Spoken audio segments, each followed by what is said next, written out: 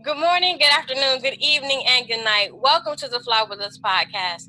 This podcast is bringing the art of conversation, self-love, self-care, mental health care and protection, life lessons, love lessons, and everything in between. Today we have the man, the myth, the legend himself, Mr. Uncle Conscious. Welcome to the show. Thank you. Thank you for having me. It's been a minute, right? It's been a minute. Trying to figure out how to get this happening. Right. So let's get into this mindfulness minute real quick. Okay. Aversion and excitement. Every day, every moment is a new chance to begin again. I have not lost anything, for in this moment, the possibilities lie open to me.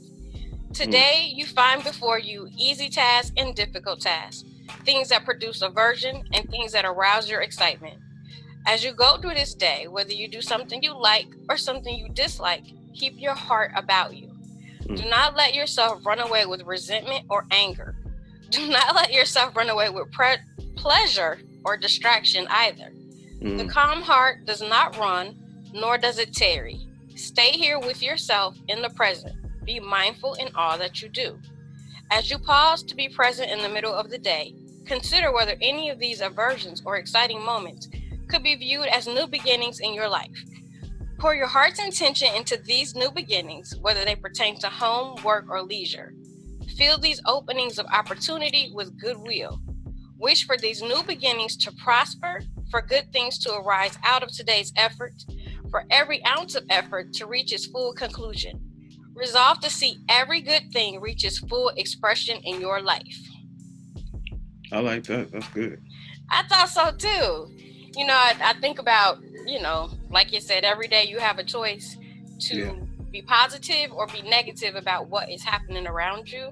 And your end of the day outcome depends on how you navigate these ups and these downs. Right. So yeah, I like that. So you talk about this a lot in your teachings and your readings about self-worth. In my teachings, in my readings. I know your I follow you on social media, so I have seen the guru at work. I own some of your t-shirts, so I know. So you talk about self-work, and it matters. What is self-work and why does it matter? Well, I mean, self-work is basically everything that pertains to you, I guess, equipping yourself to navigate this world in a way that's most conducive to the best results of your life. So self-work pertains, it's a lot of things. As human beings, we are kind of, as we study and we learn about ourselves, we realize that we inherit genetically, we just kind of inherit a lot of challenges. You know what I mean? We are humans in a world that we're not wired for the world we're in. You know what I mean? So it's like levels. It's levels to like the things that we may have to. All right, so we're genetically predisposed to do certain things, and then we are indoctrinated and we're grown into certain things. So the clean slate that we are when we come out our mom, as soon as you hit the ground, and I mean, even while you're in your mom, you're inheriting things. You're getting all the outside stuff, even before your birth. So once you get in, someone's telling you what to do, someone is training you, someone's teaching you. And I mean, it's not always good, it's not always bad. People like to talk about trauma and those things happen early on. And a lot of times those traumas are not like these amazingly crazy things. They are simple things like you got hurt, you fell, you got burned. You know what I mean? But so self-work is the undoing of a lot of that stuff so we can get back closer to that, I would say, that cleaner slate, so we can think with clarity, so we can move and we can actually find out what we are and what we want to do in this world. There's a lot of things that kind of keep us from being as great as our potential would allow us to be because of that predisposed nature and all those things we inherit early on. And we're on autopilot. That's just the way we're genetically made. We're on autopilot. What can you do about it? Well, you can do self-work. Okay. So I like that. Now, Yeah. If I'm new to this whole self-work thing, if I was new to it, where do I start? Start asking questions. Ask questions you don't have answers to. Ask questions you never thought about. Like, what am I? Who is the voice that's speaking in my head? You know, like, why does my body move this way? One of the biggest things that people love to say, they say knowledge of self. They say, what it is? What is it? It's know thyself. But a lot of times people think about that from the aspect of simply knowing your lineage or your history, which is cool. But we literally are walking around in these bodies we know nothing about.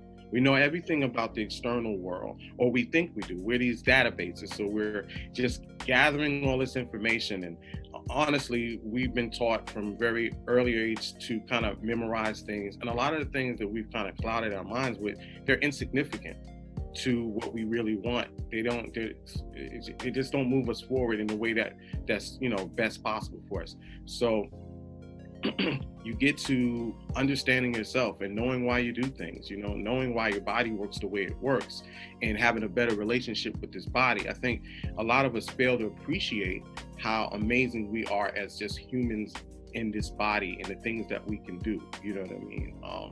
And the more you start thinking about that, the more you appreciate things, the more you're able to assess what you actually can do. So your confidence grows, and all these different things about yourself start to kind of like, you're growing. You're growing. Like, you're feeling, you can flourish in an environment once you kind of worked on self to get a certain clarity in mind.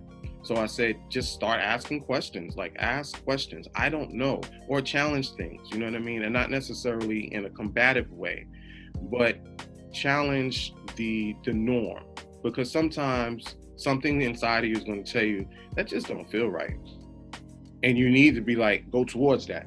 You know what I mean? You need to go towards the things that are scary. You need to go towards the pain and stuff like that, because on the other side of that is possibly a breakthrough. There can be joy, there can be prosperity, it can be a lot of things. But the moment you stop trying to learn or being curious about things, you kind of stifle yourself from the possibilities of growth to reach those things that you kind of want to reach.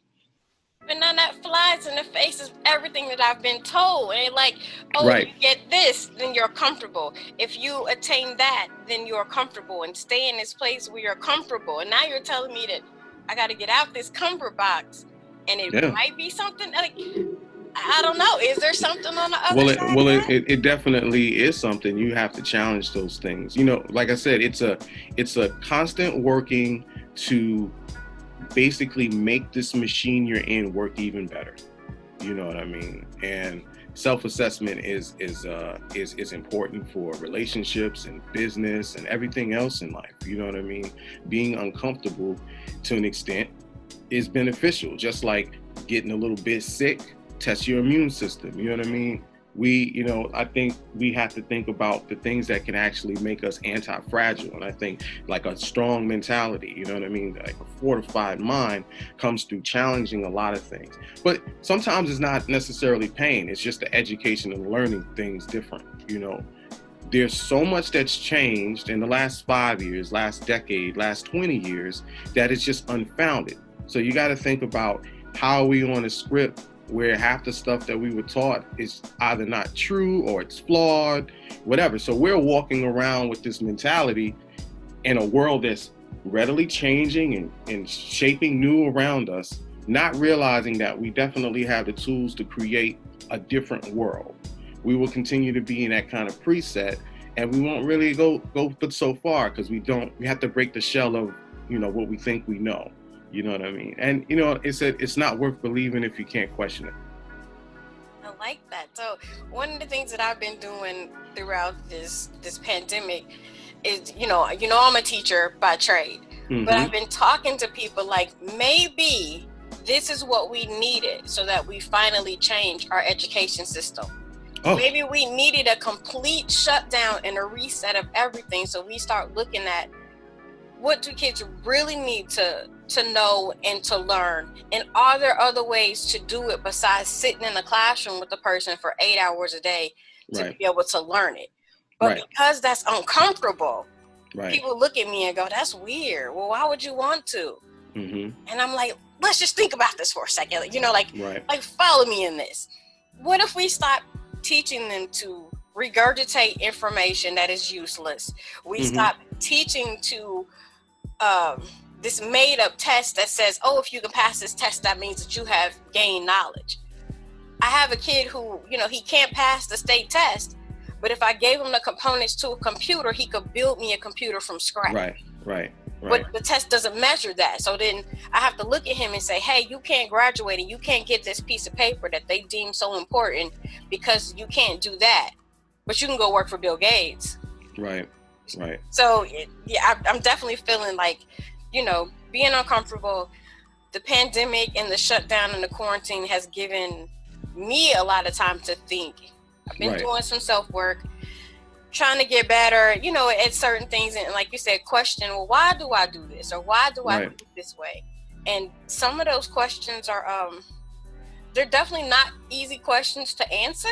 They shouldn't be. And sometimes I don't like the answer, and that's the part that I struggle with. So what happens when you go to do this self-work and you come up with these answers and you don't like the answers? Then what? You got to ask yourself, why don't you like the answers? I think the other part is very interesting. You said a lot of stuff. I would love to talk about that school stuff, but I think for me personally, I started building a system of how can I be the best that best I am. So like part of my whole journey is being fully responsible for the life that I'm living. If I have expectations and I have aspirations in life, am I matching those things in life? So if I'm uncomfortable about something, I need to address that thing. Is it something that I'm uncomfortable with because I'm doing something so-called wrong? Or is it attached to some trauma, something that happened even before as a youth or whatever? You know what I mean? People find different ways to get to that point. Some people do therapy, some people do plant medicine, some people do a lot of study, and you start putting pieces together. For me, I've been fasting for over 15 years. And doing a lot of meditations and then silence and stuff like that. And in starting those things, I wasn't aware until the future when I started to really study exactly why it was changing me. You know what I mean? So like, I have a perspective around one of the things that I like to say is like, I don't like to use the words positive and negative. They kind of lock you into a place, and you use these words all of a sudden. In most cases, they will trigger you in some kind of way that's probably not, it's probably going to make you feel unwell. It's going to make you not want to continue to move forward. So when you start changing your language around words, it allows you to maybe assess a thing from a place without being triggered. You know what I mean? So sometimes the things become less difficult. So we start reframing how we feel about stuff. So you're like, this is uncomfortable. I don't know why this is uncomfortable. If your mentality is, well, let me get through this and solve this problem or riddle or whatever, and I will ultimately feel better. It might not happen in this moment, but just the way, just how we're set up, just like the way we are as human beings, it will, because it's an exercise. You're starting to address a thing, but you have to find the means for you to get to those core things that works best for you. You know what I mean? It's like a whole lot of things happening at one time. And it's challenging to kind of like, you can't really just put it in one way. If this is a system, this is a set, this is how you do it, this is how you address a problem. The self-work in the sitting is doing that internal constant assessment and like knocking things off the wall one at a time. You know what I mean? So for me, my process has always kind of been like, all right, well, this is a thing in my life that I need to address. I have a feeling around this. So today in this meditation, that's what I'm going to deal with. You know what I mean? And as that becomes your part of your process, it's kind of like, just like you have a list of goals or you have your to-do list of the day. Well, you have the things that you have to confront or you have to face. It may be a fear, you know what I mean? Anything that that's going to keep you from doing the other things that you love, the things that make you more healthy, you know what I mean? Should be, I won't say should be, but in my case are the things that I'm definitely going to deal with or face or confront. You're going to have to realize that things are going to be uncomfortable. But when you get underneath them and find out why they are, it starts to kind of dissolve a little bit, similar to like people have a lot of existential like fears and all this other stuff. For me, I know that one of the biggest things that looms with most people is two things so stage fright and death, right? Right. So I got over stage fright, being a public speaker for 20 years. So like, I'm good on that. A few years back though, I got into death. I had to reassess what that is, so you start asking questions again. I think we don't have a question about consciousness and what we are and what's happening, you know what I mean? But the more studies you do, it kind of takes a certain weight off of you, because now you have pressure. You have a lot of pressure because you have hypotheticals in your mind. Your mind is going crazy, and people have told you this, and you're afraid of this, and you're afraid of that. And then again, question things, because then what happens is like, wait, why am I afraid of this? Because they told me to be afraid. I did a little bit of study, found out they didn't know what they were talking about. And now you've cleaned the slate. So it's like literally peeling back the layers. We're these onions, man, and getting into it.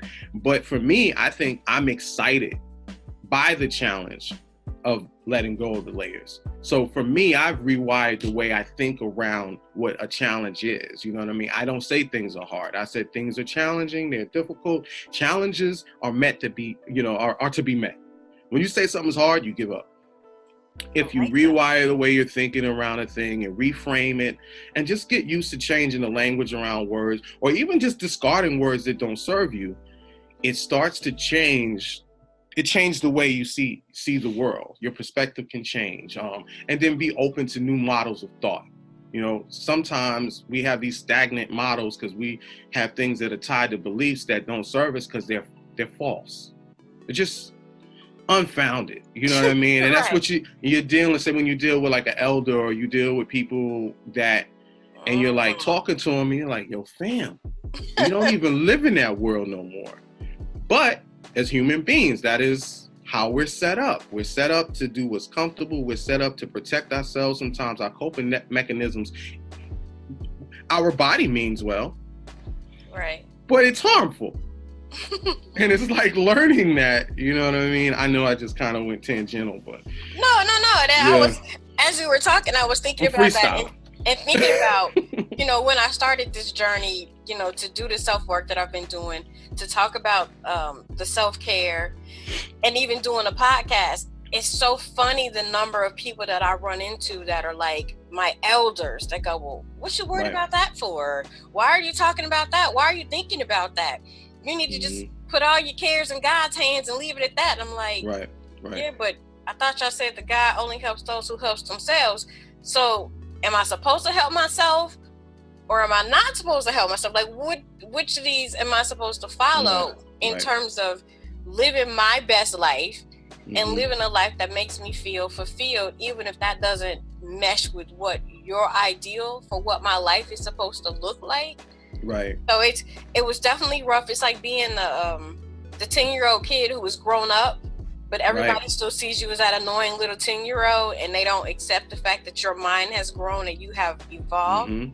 So I feel like I spend a lot of time trying to convince other people that I'm okay and I'm good where I'm at, and I work hard to be good where I'm at with what I have.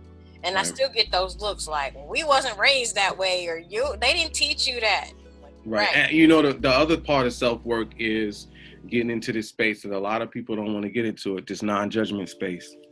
This space of you have an understanding, because now you've understood how you transform your life because you started doing internal work. You know how your mind works, brain science.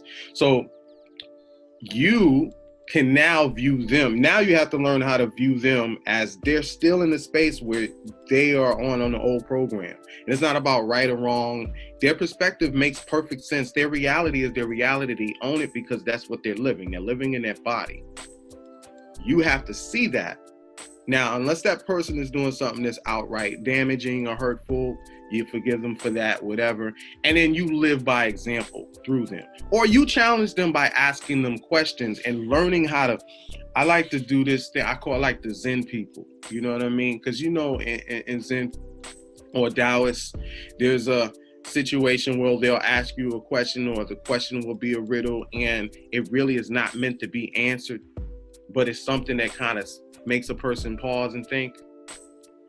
So I start learning how to ask better questions, how to challenge people in a way where I know where they're at. So I'm not challenging them to make them feel bad. I'm not challenging them to make them feel dumb or anything like that. I'm asking really simple questions sometimes, you know what I mean? And that's about language, and that's about understanding how people take it. So individuals, what they may be offended by, and then you also can play the game. People are narcissists. People kind of like to, like for you to flatter them or whatever. So that's the other manipulation of communicating with human beings. So you kind of find out where they are, and you're genuine with them, and you just start asking them questions. When you learn how to ask better questions, and you make a person actually pause and stop, you disarm a lot of that confrontational energy, you know what I mean? Especially if you come in a genuine way, you know what I mean? And then what do you have to lose? You only have something to gain from this experience if you are truly being genuine and you want the best for that person that you're engaging with. If it's something other than that, you just don't need to engage them. You know what I mean? The other part of the self-work is like learning when to just like let shit go and don't engage foolishness. You know what I mean? Don't invite suffering. You know what I mean? The majority of the suffering that we're doing is wildly unnecessary. Once again, we are suffering. I'm like, you just a suffering over there, huh? Enjoy that. I'm gonna walk out of here. You know what I mean? Now, and I don't follow Dr. Phil, but I love it when he asks people, "How's that working for you?" Yeah, for real. That's the question. Like, how's that working out for you? Mm-hmm. Yeah, I would never sit and pretend to know it all or pretend to be a judgmental person, but I do ask a lot, and that's working. Yeah. You like the way it's working. Okay. I mean, and that's your business. You know what I mean? That is your business. And it's learning to get to that part. So the other part of self-work is to place yourself, I would say, in a place to give and receive love freely, fully. There's exercises that you can do for that. Think about all the things, the components that you need to function in this very interesting life that we're living in. You know what I mean? And what's the best course of action? You know what I mean? I'm very pragmatic about most things, so people, I don't even like to use the word ego, but if we use that word, some people's egos are overloaded, and then people say, well, you need it, and I'm like, yeah, health in a healthy way. Learn how to have a better relationship. I had somebody hit me up in a DM like, yo, Conscious, do you got any suggestions or any books about killing your ego? I was like, why are you trying to kill your ego? Like, why are you trying to murder your ego? I was like, let's chill. Let's chill for a minute and examine what the ego is, if it actually exists. Because again, that's some shit some nigga made up. But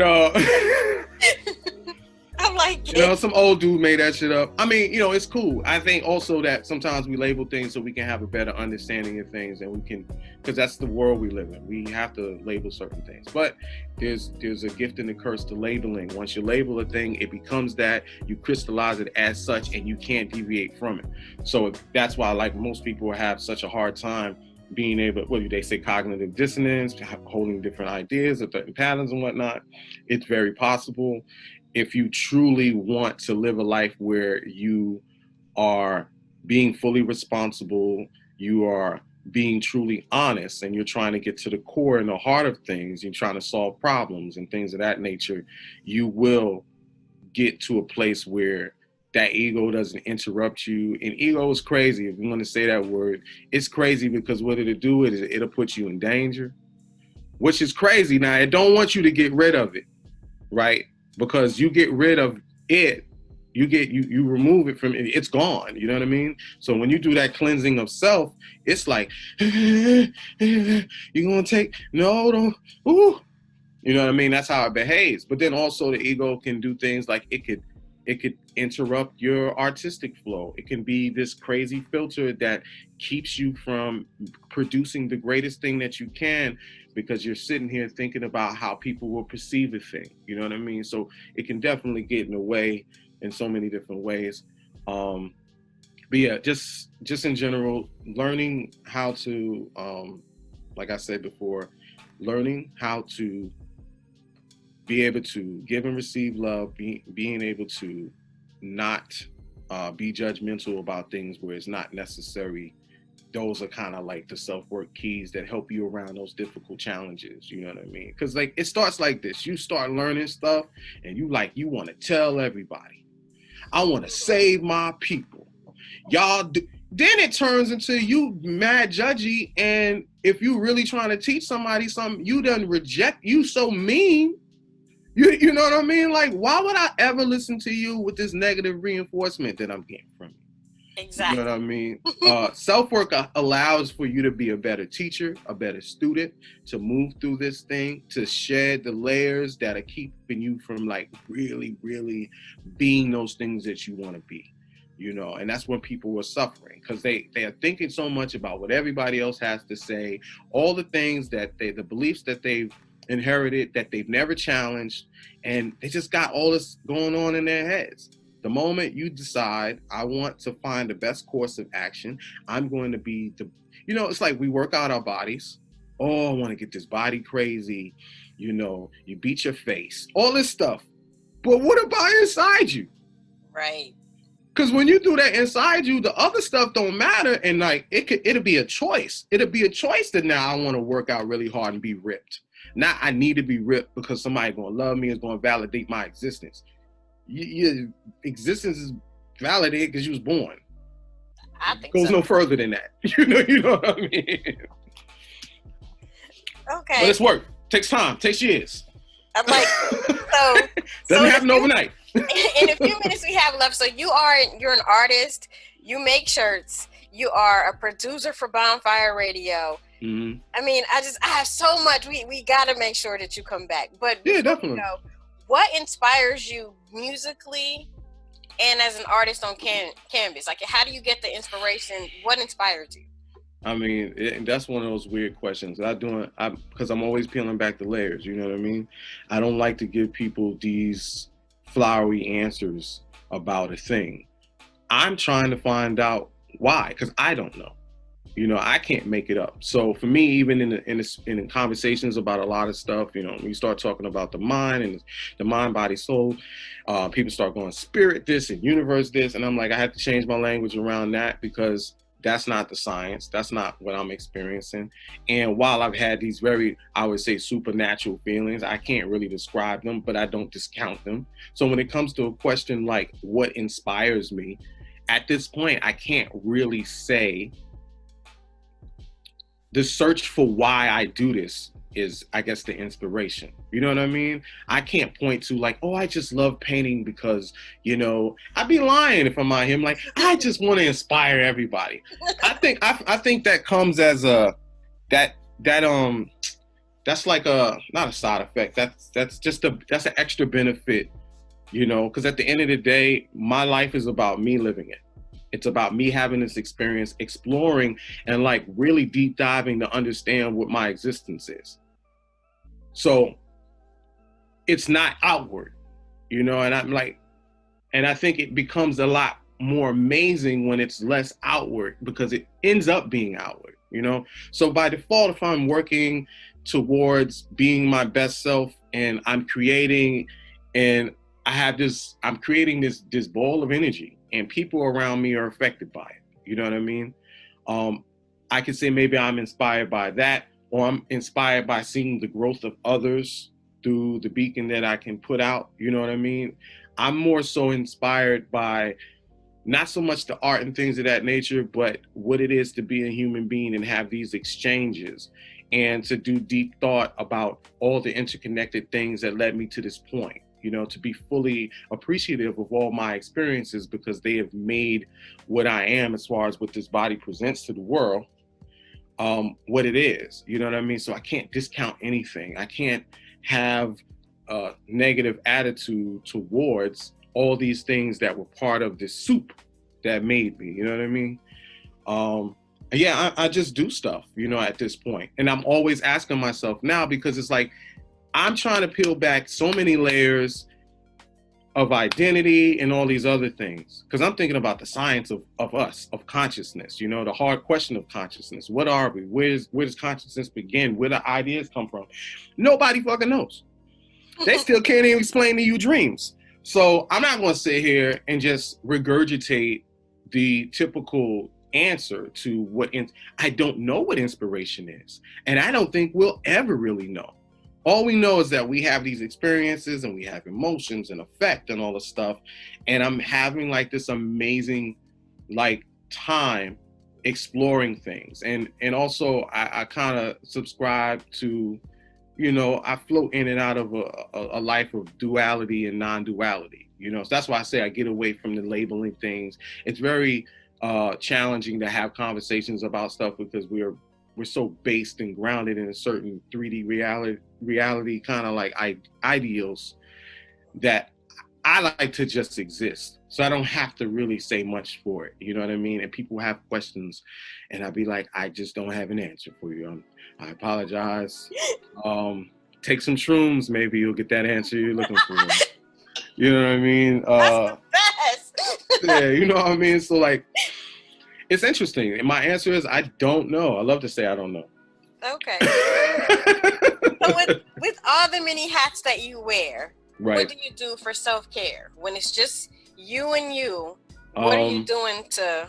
I think self-care is a daily measure in general, but if you want to have a specific, I know Tuesday is Therapy Tuesday. While I don't go to conventional therapy, I had a friend that was going to therapy on Tuesdays, so I decided Therapy Tuesday I was going to just call Therapy Tuesday, sometimes Thursday.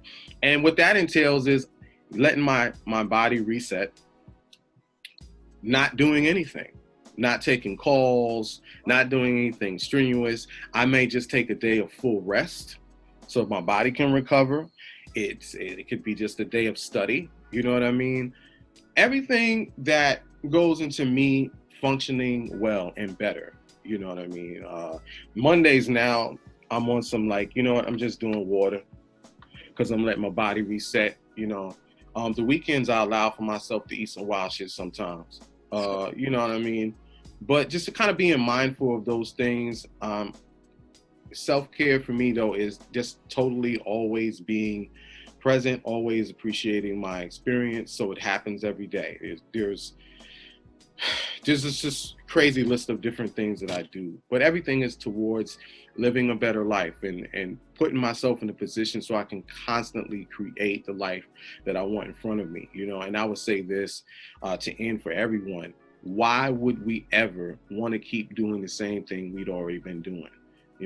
Life is abundant, you know what I mean? And thinking outside of just financially, the infinite amount of things you could study, you could even learn about yourself, the amount of music you can listen to, the different books that you can go, the places that you could go, the things that you can do with your body, you know what I mean, are infinite, So like the way and systems that can be, I think the other big thing, especially if you live in America, is to stop looking at the world through the American lens because it's flawed. And what it does is it blocks you from seeing where people are making progress, where people are building new systems that actually care for the people, that care for the children, you know what I mean? Even economics, a lot of people talking about crypto and stuff like that.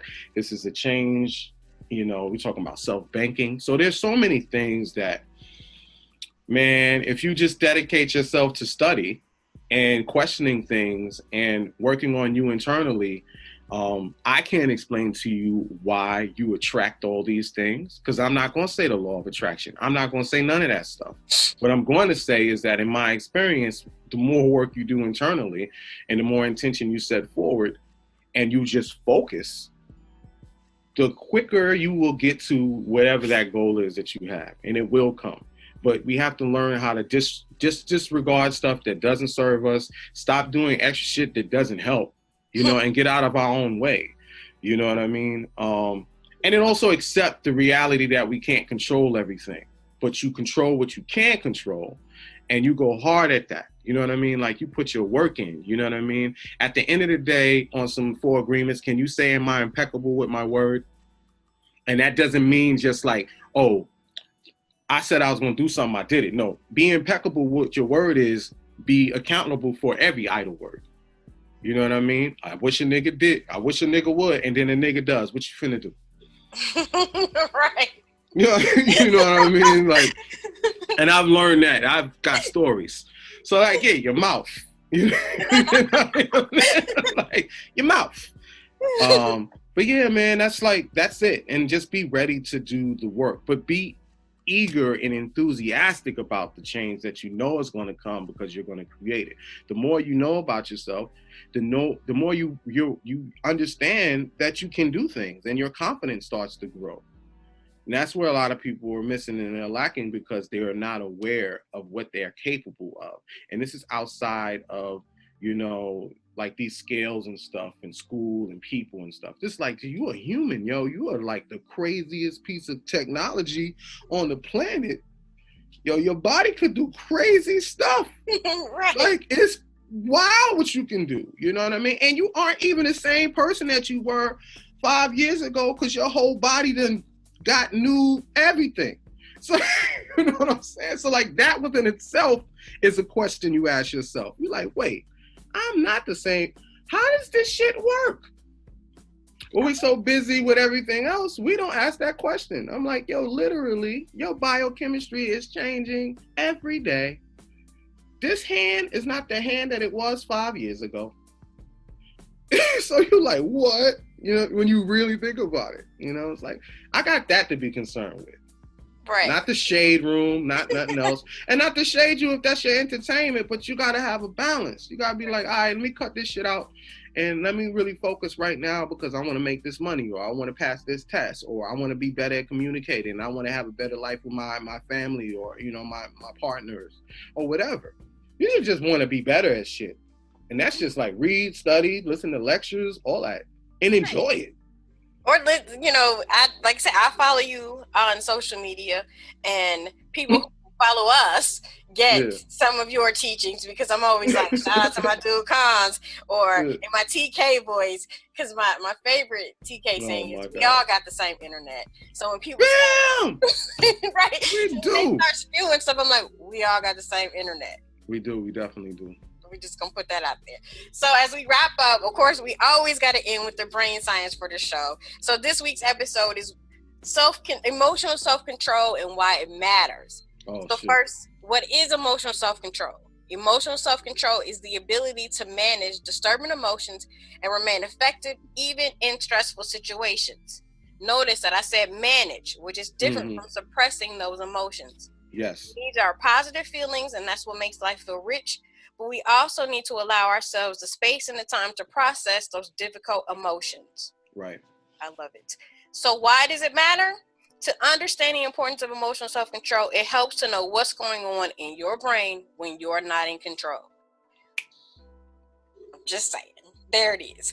That's so important. Like, right. That's exactly what we've been talking about the whole time. Like, exactly. See how it all fits? I'm trying to, man, I'm telling you, I'm going to be a guru one day, right? People I ain't nobody's guru, man. Sorry. So, how do you develop emotional self-control? How can we minimize these emotional hijacks that our brain does? First, we need to use another emotional intelligence competency, like emotional self-awareness. And that starts with paying attention to our inner signals and application of mindfulness, which lets us see our destructive emotions as they start to build, and not just when our amygdala hijacks and takes over. So we got to recognize those things before they happen. So when they do happen, we know how to move and navigate, so we don't become a puppet to whatever we're looking at that is controlling us. That's true. You can also try my favorite, which is a cognitive approach. Talk yourself out of it. Reason with yourself. Or if you can intervene biologically, meditation or relaxation techniques to calm your body and mind, such as deep belly breathing, are very helpful. As with mindfulness, these work best during the hijack and when you have practiced them regularly. Unless these methods have become a strong habit of mind, you can invoke them out. You cannot invoke them just out of the blue. So you've got to do the work beforehand. Your emotions in check and in control. Consistency. That's that right there. If you literally, if you're doing that work all the time, you self-check, your self-check game becomes crazy. Equanimity is definite. but you got to do consistently what you just said. That breathing, that silence, that stillness, that paying attention to stuff and checking yourself. Like somehow and magically, I self-check. Like I'll be self-checking all the time. Like something be like, nah, don't even, nope. No, seriously, like I don't have the urges, like don't speak out of turn, mind your business, like all of that. I don't know how to explain it, but it's like you reset. You're a reset for progress. You gotta do that stuff, yo. It's necessary. So how do we find you? How do we get your merchandise? How do we get your guru teachings? Man, stop saying that. I'm not a guru. I just say Swami stuff. If you want to follow and you want to, you know, kind of like when you listen to this podcast, you're always getting something that challenges you and gives you like tools and whatnot. If you follow the Fly Podcast, you see all the social media. Similar to that, I have All Clear Thought. So you can follow All Clear Thought on IG and just go through all of the quotes and stuff. And it's just like really simple things that we might not think about every day, that it's a question that you may not ask yourself. You know what I mean? Trying to get people to just take a moment, ask yourself a question, peel back a layer. You know what I mean? And then what you'll find and you'll discover is that it'll just lead you somewhere else. It's just like watching YouTube and going down the rabbit hole. You ask enough questions, you start. And the other thing is that's how your brain works. So if you ask yourself subconsciously, you're trying to get an answer. Like it's automatic. So you don't know why, you know, and it explains a lot of those things in our lives. When we be like, yo, I was thinking about it. I was heavily asking this question. And then I stumbled upon the answer to it a week later, or I was opening up the refrigerator and I knew. Because that's how dope you are. Like your brain is trying to help you. Just do what you got to do so it can help you. God damn it. That is the best. Yeah, All Clear Thought. Yeah, that's primarily that. And I mean, just Bonfire Radio. I do radio every Friday. I'm on the radio from 11:30 to 1:30, doing Friday Feeling, 2 hours of music. So if you want to find me, you can find me through Bonfire Radio, All Clear Thought, and you'll find me. I like it. And we'll definitely, when we post this episode, we'll make sure that we post links so everybody can find you. Yeah. So if you want to keep flying with us and getting better at that clear thought, join in the Clear Thought movement. Continue to follow us on Facebook, YouTube, Twitter, wherever you get your favorite podcast. Don't forget those daily self-care assignments. Uncle Conscious, thank you very much for joining us. Thanks for having me. Thank you. You have to promise to come back. Yeah, of course. We can talk about the other. It's mad stuff to talk about. It's mad stuff to all day. All day. All right. On behalf of the Fly With Us podcast, I'm Lady Bounce, and we out of here. Yeah.